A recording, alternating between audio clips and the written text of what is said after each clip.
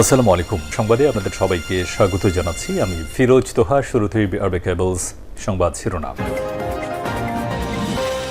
বাংলাদেশের সর্বশেষ গুরুত্বপূর্ণ আপডেট সংবাদে আপনাকে স্বাগত। শুরুতেই সংবাদ শিরোনাম, পরে বিস্তারিত।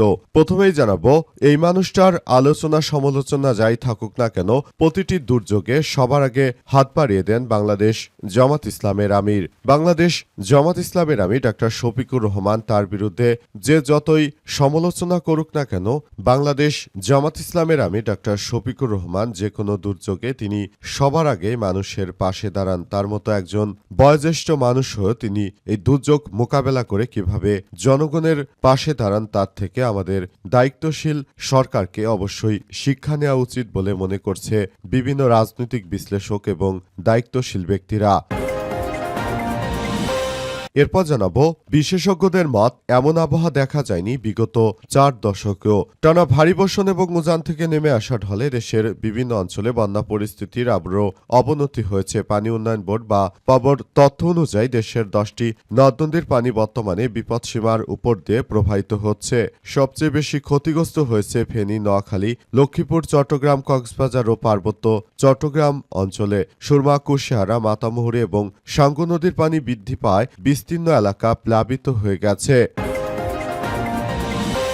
এদিকে মটিকুলাস ডিজাইনে জামাতের বিজয় কেড়ে নেওয়া হয়েছে বললেন বুলবুল। বাংলাদেশ জামাত ইসলামের কেন্দ্রীয় নির্বাহী পরিষদ সদস্য ঢাকা মহানগরের দক্ষিণের আমির মোহাম্মদ নুরুল ইসলাম বুলবুল এমপি বলেছেন যে জামাত ইসলাম ঢাকার সব কয়টি আসনে জিতলেও অন্তর্বর্তীকালীন সরকার মটিকুলাস করে তারা বিরোধী দলকে আমাদের বিজয় তুলে দিয়েছে। তিনি বলেন, এদেরকে কোনোভাবেই আমরা ক্ষমা করব না। তিনি আরও জানান যে আমরা যে বিজয় হয়েছি, সাবেক উপদেষ্টা রিজওয়ানা সেই সব কথাই তিনি টক শোতে বলে দিয়েছিলেন। জানাবো, সরকার জনগণকে বিদ্যুতের বদলে হাতে হারিকেন ধরিয়ে দিয়েছে বললেন হাসনাত আব্দুল্লাহ। জাতীয় নাগরিক পার্টি এনসিপির সংসদ সদস্য হাসনাত আব্দুল্লাহ জানিয়েছেন যে আমরা দেখতে পাচ্ছি বিএনপি তারা আসলে এমন ধরনের কার্যক্রম করছে যেটা কোনোভাবেই গ্রহণযোগ্য নয়। তারা এমনভাবে কার্যক্রম চালিয়ে যাচ্ছে যেটা দেখে মনে হচ্ছে যে সবকিছু একদম তছনছ হয়ে যাচ্ছে। তারা মূলত আবারও দেশ জুড়ে ষড়যন্ত্র শুরু করেছে। সরকার মানুষের হাতে বিদ্যুতের বদলে হারিকেন তুলে দিয়েছে, জন্য ঘন ঘন লোডশেডিং, বিদ্যুৎ থাকে না। 2001 থেকে 6 সাল পর্যন্ত তারা ক্ষমতায় থাকাকালীন দেশে বিদ্যুৎ থাকতো না।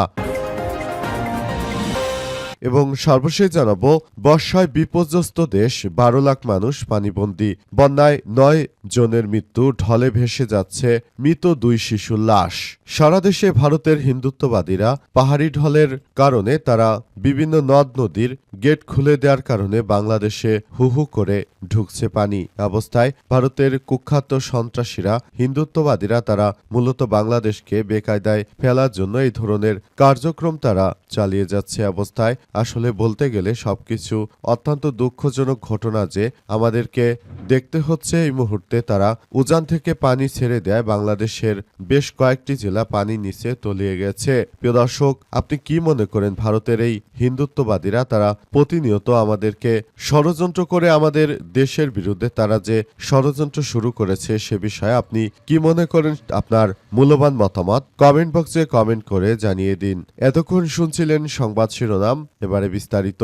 তবে তার আগে বন্ধুরা অনুরোধ থাকবে, এই সংবাদটিতে একটি লাইক দিন। এই চ্যানেলে আপনি নতুন হয়ে থাকলে আমাদের সংবাদটি দেখতে দেখতে চ্যানেলটি সাবস্ক্রাইব করে রাখুন। কমেন্ট করে বন্ধুরা আপনার মূল্যবান মতামত জানিয়ে দিন আপনি বিশ্বের কোন দেশ থেকে বা বাংলাদেশের কোন স্থান থেকে আমাদের সংবাদটি দেখছেন এবং শুনছেন। আর বন্ধুরা, সংবাদটি আপনার সোশ্যাল মিডিয়া ফেসবুকে শেয়ার করে বন্ধুদেরও দেখার সুযোগ করে দিন। গাজা যুদ্ধে আপনি যদি নিরীহ ফিলিস্তিনিদের ভালোবেসে থাকেন বন্ধুরা, কমেন্টে ইয়েস লিখে পুরো বিশ্ববাসীকে আমাদের এই তাজা আপডেটটি দেখার সুযোগ করে দিন। এবারে বিস্তারিত।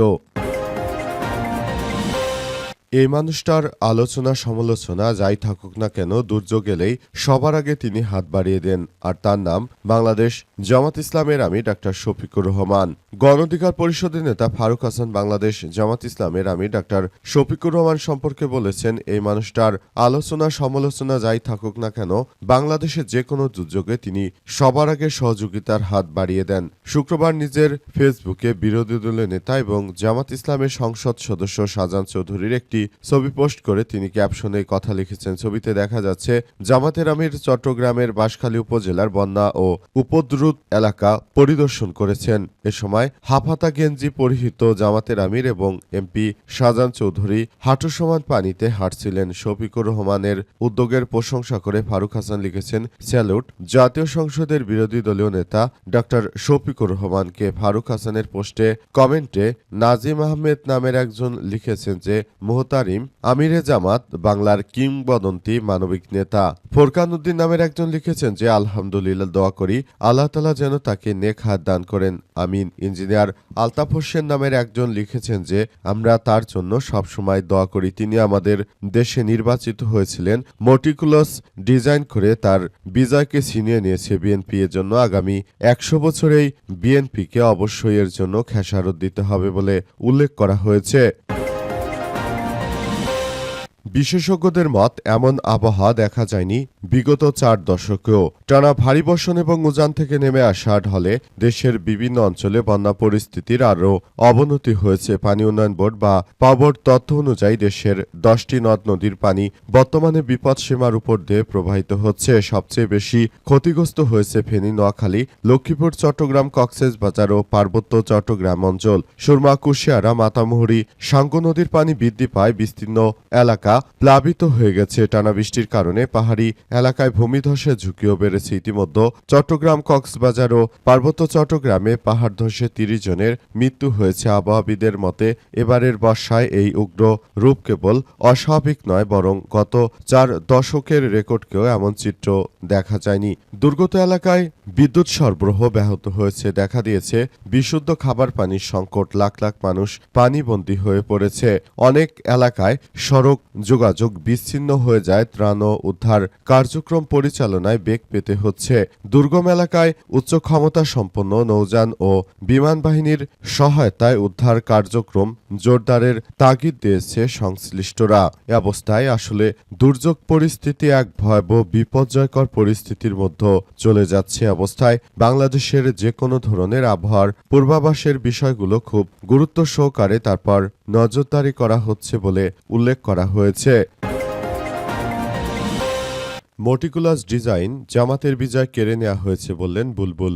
জামাত ইসলামের কেন্দ্রীয় নির্বাহী পরিষদ সদস্য, ঢাকা মহানগর দক্ষিণের আমির মোহাম্মদ নুরুল ইসলাম বুলবুল এমপি বলেছেন যে, জামাত ইসলাম ঢাকার সব কয়টি আসনে বিজয়ী হলেও মটিকুলাস ডিজাইনে তাদের বিজয় কেড়ে নেওয়া হয়েছে। আজ কোতোয়ালি দক্ষিণ থানা ইউনিট দায়িত্বশীল শিক্ষা শিবিরের প্রধান অতিথির বক্তব্যে তিনি এসব কথা জানান। এমপি বুলবুল জানিয়েছেন যে, হাজারো প্রতিকূল মোকাবেলা করে জামাত ইসলাম জনগণের অধিকার প্রতিষ্ঠায় রাজপথে ছিল বলে জনগণ জামাত ইসলামকে ক্ষমতায় বসাতে ভোট দিয়েছে, কিন্তু এই ভোট জালিয়াতি করে জামাত ইসলামকে মেইনস্ট্রিম হতে দেয়া হয়নি, যার স্বীকারোক্তি অন্তর্বর্তীকালীন সরকারের উপদেষ্টা রিজওয়ানা দিয়েছিল।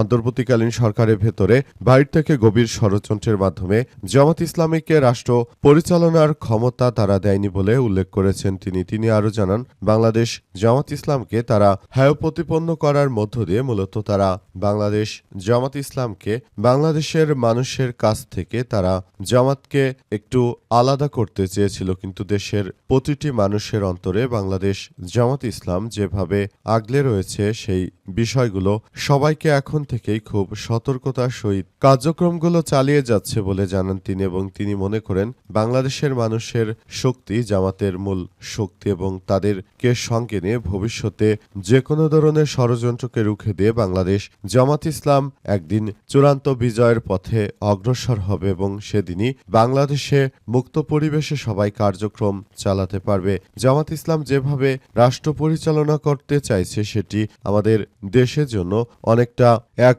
বিপর্যয়কর কার্যকরের মধ্য দিয়ে মূলত বিগত ফ্যাসিস্ট সরকার রাষ্ট্র কাঠামোকে নিয়েছিল সেখান থেকে বেরিয়ে আনাই বাংলাদেশ জামাত ইসলামের অনেক বড় দায়িত্বশীল কার্যক্রম। সরকার মানুষের হাতে বিদ্যুতের বদলে হারিকেন তুলে দিয়েছে বললেন হাসনাত আব্দুল্লাহ। জাতীয় নাগরিক পার্টি এনসিপি দক্ষিণাঞ্চলের মুখ্য সংগঠক কুমিল্লা ৪ আসনের সংসদ সদস্য হাসনাত আব্দুল্লাহ বলেছেন ২০১৪ থেকে ১৮ সালে নির্বাচন ছিল মিডনাইট ইলেকশন। তখন ভোটের ফল প্রকাশের আগেই ভোট চুরি হয়ে যেত, কিন্তু আমরা দেখতে পেলাম বর্তমান সময়ে আমরা এত আন্দোলন সংগ্রাম করেও তারপর বাংলাদেশটাকে যে পর্যায়ে নিয়ে এসেছি সেখানেও আমাদেরকে তারা যথাযথভাবে আমরা আসলে দেখতে পেলাম যে বিএনপি আবারও সেই একই কায়দায় তারা জালিয়াতি করে আমাদের ব্যাপারগুলো কিন্তু সেই একইভাবে তারা নির্বাচনে আমাদেরকে হারিয়েছে। আমরা বলতে চাই যদি এই ধরনের তোমাদের মনের ভিতরে থেকে থাকতো তাহলে আগে থাকতে বলতে ২০২৪ সালের ৫ই অগস্ট যখন আমরা স্বৈরাচারকে তাড়িয়েছি তখনই রাষ্ট্র ক্ষমতায় বসে আমরাই সরকার পরিচালনা করতাম, কিন্তু আমরা দেখতে পাচ্ছি বিএনপি আমাদের সঙ্গে প্রতারণা করেছে তো করেছে। তারা গণভোটের রায়কে বাস্তবায়নের কথা বলে প্রকৃতপক্ষে এখন ক্ষমতা আসার পর তারা গণভোটের কোনো রায়কে বাস্তবায়ন করছে না। অবস্থায় বিএনপির প্রতিটি কার্যক্রমকে আমরা উপলব্ধি করছি। তিনি আরও জানিয়েছেন যে আমরা নতুন বাংলাদেশ গড়ে তোলার যে স্বপ্ন নিয়ে স্বৈরাচার ফ্যাসিস্টকে তাড়িয়েছিলাম আরেক ফ্যাসিবাদী আমাদের ঘাড়ে চেপে বসলো। অবস্থায় আসলে জনগণের যে প্রত্যাশা নিয়ে আমাদেরকে সমর্থন দিয়ে সেদিন তারা রাজপথে নেমেছিল তাদেরকে বলতে চাই যে তারা আসলে এখন আর কোনো কিছু করতে পারছে না, সবকিছু আমাদেরকেই আমাদের ঘাড়ের উপর চেপে গেছে, কিন্তু আমরা জনগণের জন্য এই বিএনপির কারণে কিছুই করতে পারিনি। তারেক রহমানের মিথ্যাচারিতায় আমরা অতিষ্ঠ হয়ে গেছি। তিনি বলেন ৫ই আগস্ট যখন ক্ষমতায় যাব আমরা তখন কিন্তু একটি বিপ্লবী সরকার গঠন করতে চেয়েছিলাম। তারেক রহমানই আমাদেরকে উপদেশ দিয়েছিলেন যে বিপ্লবী সরকার দরকার নেই। আমরা কোনোভাবেই তারেক রহমানের সেই কথা ভুলব না। আগামী ১ শতাব্দী ধরে জনগণের কাছে এই বোঝা বইতে হবে বিএনপির।